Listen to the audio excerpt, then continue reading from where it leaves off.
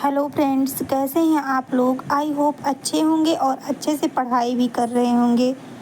Friends, कारक की प्रश्नोत्तरी में हम लोग आज आगे के प्रश्नों को देखेंगे और ये प्रश्न बहुत महत्वपूर्ण हैं। चाहे जिस भी एग्ज़ाम्स के लिए आप जा रहे हैं देने, तो कारक का ज्ञान होना आपके लिए बहुत ही आवश्यक है।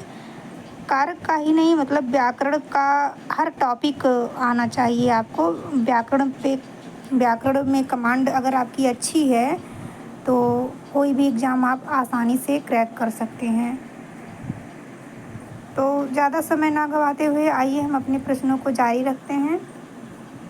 चैनल पे अगर नए हैं तो चैनल को सब्सक्राइब कर लीजिए और कमेंट के माध्यम से हमको आप बताते रहिए कि कैसे क्या इसमें और ऐड करना है या आप और क्या पढ़ना चाहते हैं। आइए प्रश्न देखते हैं। आख्यातोपयोगी सूत्र का उदाहरण है। तो उपाध्यात अधीते, गुरोः अधीते, संस्कृत भूषणात् अधीते, तो इसमें उपर्युक्त सभी हो जाएगा। इसका आंसर हो जाएगा उपर्युक्त सभी। आख्यातोपयोगी सूत्र में आख्याता पद का क्या अर्थ है? तो इसका अर्थ हो जाएगा, आख्यातोपयोगी सूत्र में आख्याता पद का अर्थ हो जाएगा अध्यापयिता, व्याख्याता, प्रवक्ता। ये तीनों अर्थ हो जाएगा आख्याता का। तो इसका आंसर हो जाएगा उपर्युक्त सभी। जनिकर्तुः प्रकृतिः इस सूत्र का उदाहरण है। तो इस सूत्र का उदाहरण क्या है? एक सेकंड। तो ब्राह्मणा प्रजाः प्रजायन्ते, गोमयात् वृश्चिकः जायते, कामात् क्रोधः अभिजायते। तो इसका भी आंसर हो जाएगा उपर्युक्त सभी। जनिकर्तुः प्रकृति सूत्र का उदाहरण उपर्युक्त सभी हो जाएगा। जनिकर्तुः प्रकृति इस सूत्र के जनिकर्तुः पद में किस विभक्ति का प्रयोग है? तो इसमें षष्ठी विभक्ति हो जाएगा।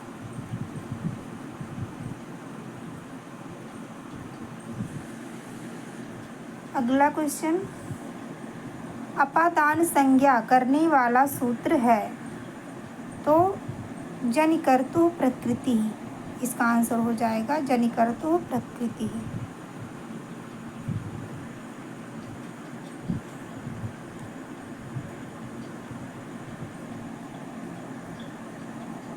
प्र प्लस भू धातु के कर्ता का प्रभव अर्थात प्रथम प्रकट होने के स्थान की क्या संज्ञा होगी? तो अपादान संज्ञा। भुवः प्रभवः इस अपादान संज्ञक सूत्र का उदाहरण नहीं होगा। नहीं शब्द पे आप लोग ज़्यादा ध्यान दीजिएगा। तो इसका उदाहरण नहीं होगा तो पंकात पंकजः जायते, यही वाला नहीं होगा। जबकि हिमवतः गंगा प्रभवती, प्रयागात संस्कृत गंगा प्रभवती, अमरकंटकात नर्मदा प्रभवती, ये होगा। और पंकात पंकजः जायते ये नहीं होगा।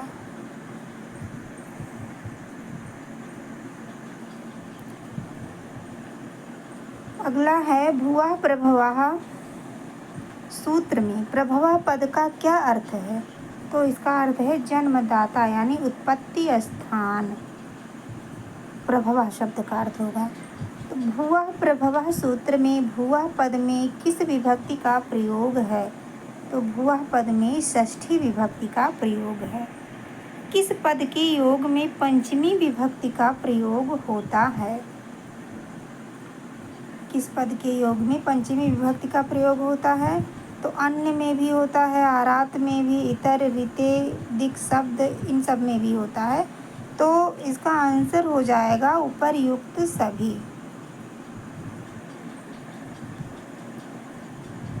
अगला क्वेश्चन है, वर्जन यानी छोड़ना अर्थ में अप और परि उपसर्गों की क्या संज्ञा होगी? तो इसकी संज्ञा होगी कर्म प्रवचनीय संज्ञा। अगला है कर्म प्रवचनीय संज्ञक हैं। तो अप, आंग, पर, ये तीनों हो जाएंगे। तो इसका आंसर हो जाएगा उपर्युक्त सभी। अप, पर, आंग इन कर्म प्रवचनीयों के योग में किस विभक्ति का प्रयोग होता है? तो इसमें पंचमी विभक्ति का प्रयोग होता है।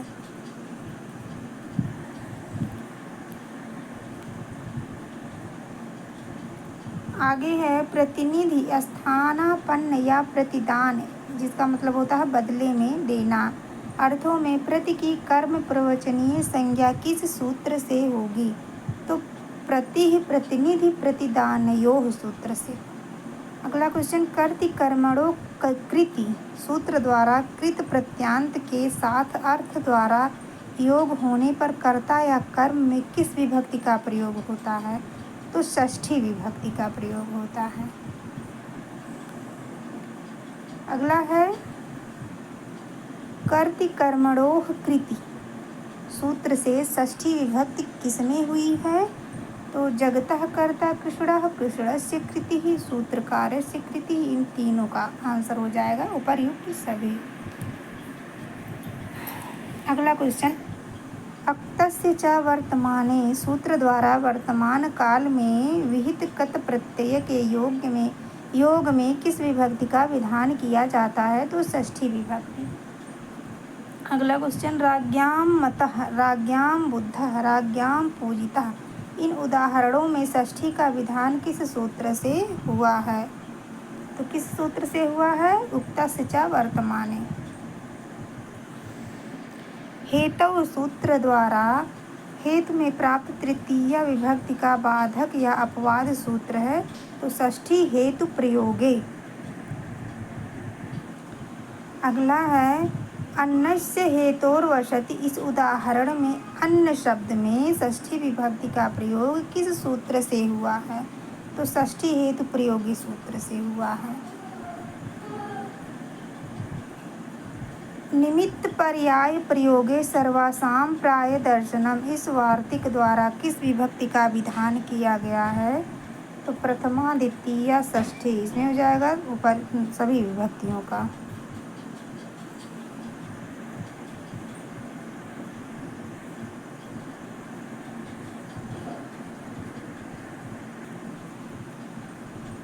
अगला क्वेश्चन, जिसकी प्रसिद्धि क्रिया से किसी अन्य की दूसरी क्रिया लक्षित होती है, वहाँ किस विभक्ति का प्रयोग होता है?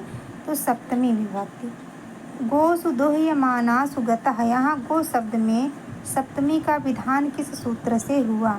तो यस्य च भावेन लक्षणम से।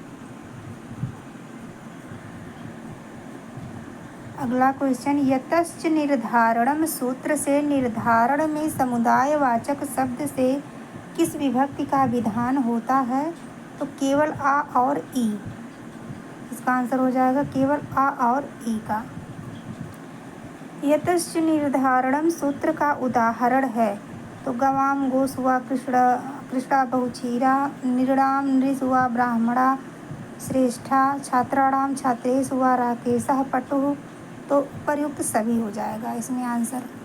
अगला है मर्यादा और अभिविध अर्थ में आंग की क्या संज्ञा होगी? तो इसमें कर्म प्रवचनीय संज्ञा हो जाएगा। अभिव्यापक आधार का उदाहरण है, तो तिलेषु तैलम, सर्वस्मिन् आत्मा और पयसि घृतम, ये सभी हो जाएंगे उपर्युक्त सभी।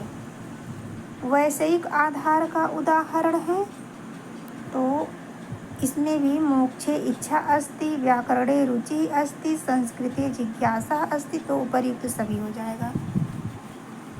अब है औपश्लेषिक आधार का उदाहरण है, तो इसमें भी कटे आस्ते, स्थाल्याम पचति, गंगायाम घोषा, तो उपर्युक्त सभी हो जाएगा।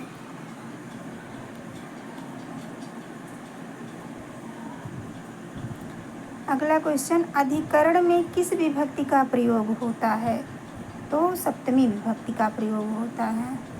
अपादाने पंचमी सूत्र से पंचमी विभक्ति का विधान हुआ है, तो ग्रामाद आयाति, वृक्षात् पर्णम पतति, धावतो अश्वात् पतति, तो उपर्युक्त सभी हो जाएगा। इसका आंसर हो जाएगा उपर्युक्त सभी। अगला क्वेश्चन है नमः स्वस्ति स्वाहा स्वधा अलम वसट योगांच, इस सूत्र से किसमें चतुर्थी विभक्ति का विधान हुआ है?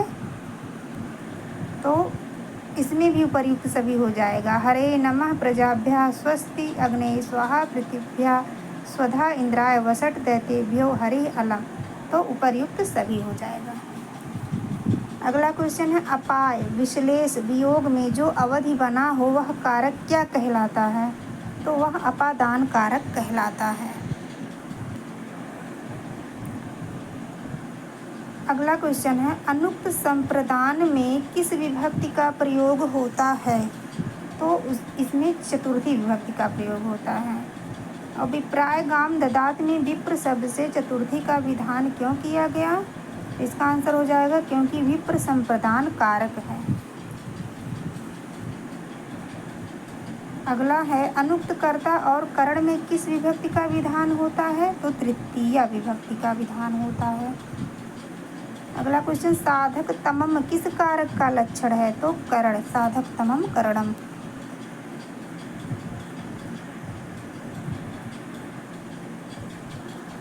जब किसी कारक की अपादान आदि विशेष संज्ञा न कहनी हो तो आकथितम चा सूत्र से उसकी कौन सी संज्ञा होगी? तो कर्म संज्ञा होगी। आकथितम चा इस सूत्र के संदर्भ में कितनी द्विकर्मक धातुओं का परिगणन किया गया है? तो 16 धातुओं का। द्विकर्मक धातुओं में प्रथम परिगणित धातु कौन है? तो प्रथम परिगणित धातु है दुह धातु। 16 द्विकर्मक धातुओं में परिगणित नहीं है।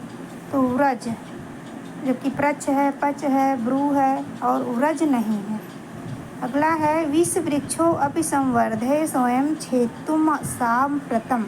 यहाँ विष वृक्ष में द्वितीय विभक्ति क्यों नहीं हुई?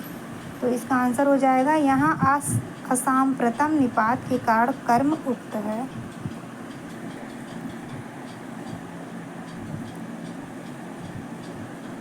अगला है तद्धित प्रत्यय द्वारा कर्म के उक्त हो जाने का उदाहरण है।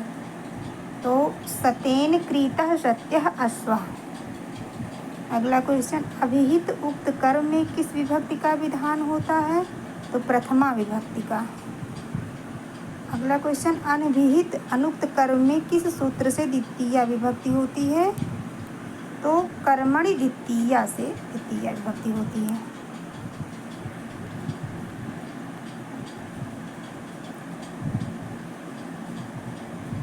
लक्ष्म्या हरि सेव्यते इस उक्त कर्म में हरि में प्रथमा विभक्ति किस सूत्र से आई? तो प्रातिपदिकार्थ लिंग परिमाण वचन मात्रे प्रथमा। अगला है तिंग के द्वारा कर्म के उक्त होने का उदाहरण है। तो लक्ष्म्या हरि सेव्यते, इसका आंसर हो जाएगा। कृत प्रत्यय द्वारा कर्म के उक्त होने का उदाहरण है। तो लक्ष्म्या सेवितः हरि, इसका आंसर हो जाएगा। अगला क्वेश्चन पयसा ओदनम भूंगते, यहाँ पयस की कर्म संज्ञा क्यों नहीं हुई? तो इसका आंसर हो जाएगा क्योंकि पयस कर्ता का ईप्सिततम नहीं है।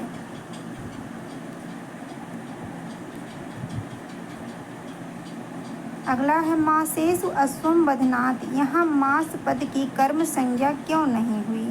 तो इसका आंसर हो जाएगा क्योंकि बध्नात क्रिया के कर्ता को अश्व अभीष्टतम है, मास नहीं। तो फ्रेंड्स ये कुछ इम्पोर्टेंट क्वेश्चन आंसर थे कारक से संबंधित। इनको आप अच्छे से देख लीजिए, पढ़ लीजिए और समझ लीजिए। और इसी तरह की प्रश्नोत्तरी को पाने के लिए चैनल को सब्सक्राइब करिए और एक लाइक भी कर दीजिए और वीडियो को शेयर भी करते रहा कीजिए। वीडियो देखने के लिए आपका बहुत बहुत धन्यवाद।